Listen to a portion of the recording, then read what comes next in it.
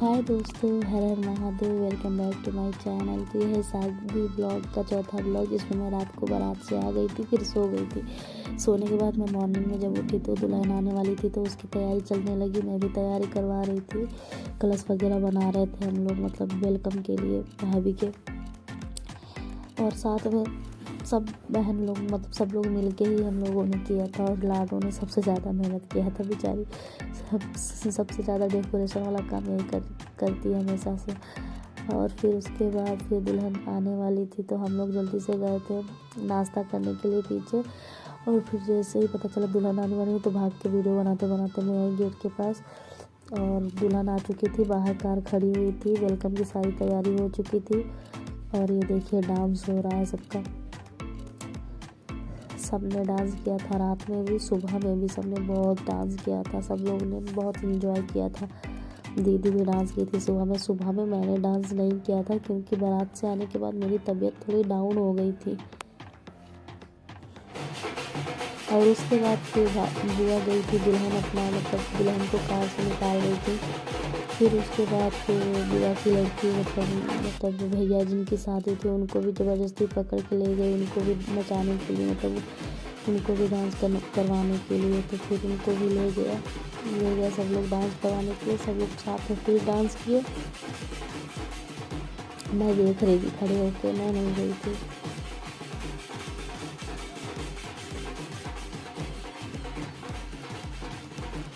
उसके बाद फिर गृह प्रवेश होना था। बेचारी दुल्हन अकेले खड़ी थी, भैया बार बार जा रहे थे, बार बार उसको पकड़ ले रहे थे सब लोग, भाभी लोग, मतलब सबके देवर लगते हैं ना वहाँ पे। और भी मतलब है भैया होते हैं, सबसे छोटे हैं भैया, मतलब बुआ की लड़के मेरे सबसे बड़े हैं, लेकिन उनकी जेठानी की बेटी हैं जो उनको पकड़ रही थी बार बार जाने। दुल्हन बेचारी अकेले इधर खड़ी हुई थी बुआ के साथ में।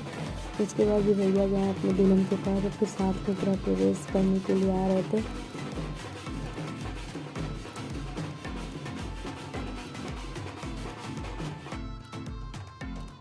इधर कैमरा वाला बता रहा है कैसे क्या करना है। बहुत पोज बताते हैं ये लोग, परेशान हो जाते हैं उनके दूल्हा दुल्हन तो इससे। और ये गृह प्रवेश होने वाला है भाभी का। भैया भी साथ में खड़े हैं, बगल में बुआ की बड़ी वाली लड़की है, और इस साइड में बुआ है, और बुआ की जेठानी की लड़की वगैरह हैं। हम लोग आगे खड़े थे। मतलब बहन लोग का वो होता है ना, फ़र्ज़ होता है, मतलब दरवाज़ा बंद करने वाली जो रस्म होती है, उसमें नेक वगैरह मिलता है, तो हम लोग इसी साइड थे। सब लोग मतलब बारात गए थे, हम लोग घर पे थे, तो हम लोगों ने ये सब रस्म वगैरह किया था।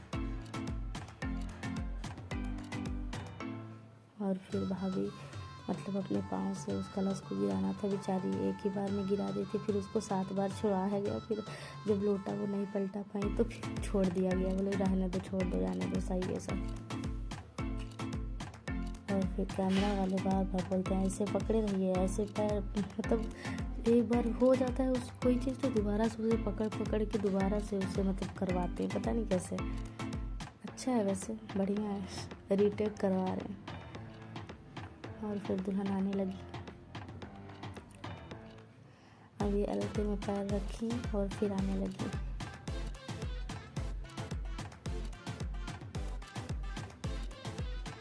और फिर नेक की बात ही आई, नेक मांगने की। सब लोग खड़े हो गए, दरवाज़ा नहीं खुल रहा था अंदर का।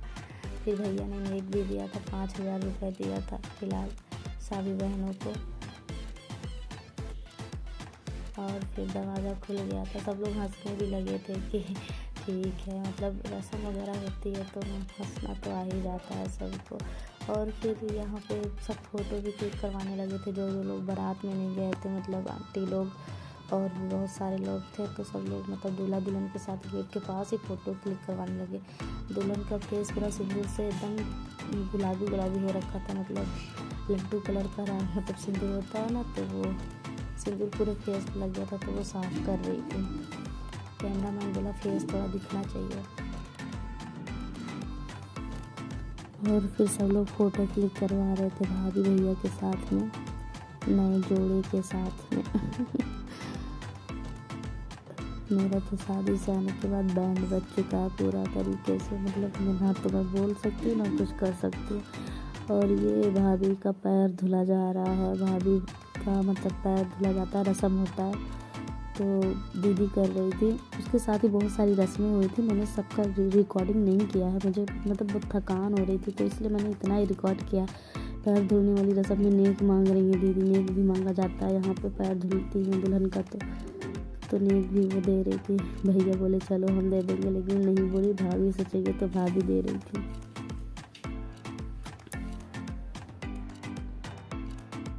उसके बाद मैं जाके सो गई थी। फिर मैंने रिकॉर्डिंग नहीं की थी क्योंकि मैं रात में पूरी रात जगी हुई थी, तो मैं रिकॉर्डिंग नहीं की, मैं जाके सो गई। मैंने कहा नहीं, मैंने मुझसे नहीं होगा ना, थक गई थी बहुत ज़्यादा, तबीयत भी डाउन हो रखी थी। भाभी से मिली थी मैंने, मतलब सोने से पहले मिली थी भाभी से, तो भाभी पैर छू रही थी मेरा, बोली बड़ी हैं आप, तो मैंने कहा नहीं भैया मुझसे 1 साल बड़े हैं, तो मैंने पैर नहीं छुआया था। मेरी सिस्टर आ गई थी, वो पैर छुआ रही थी, और ये फ़ोटो क्लिक करवाया भाभी के साथ और फिर सो गए। फिर शाम को सत्यनारायण भगवान की पूजा थी। उस दिन बहुत ही शुभ दिन, मतलब भाभी की विदाई हुई थी, बृहस्पतिवार था, तो उसी दिन सत्यनारायण भगवान की पूजा भी मतलब रखा गया घर में।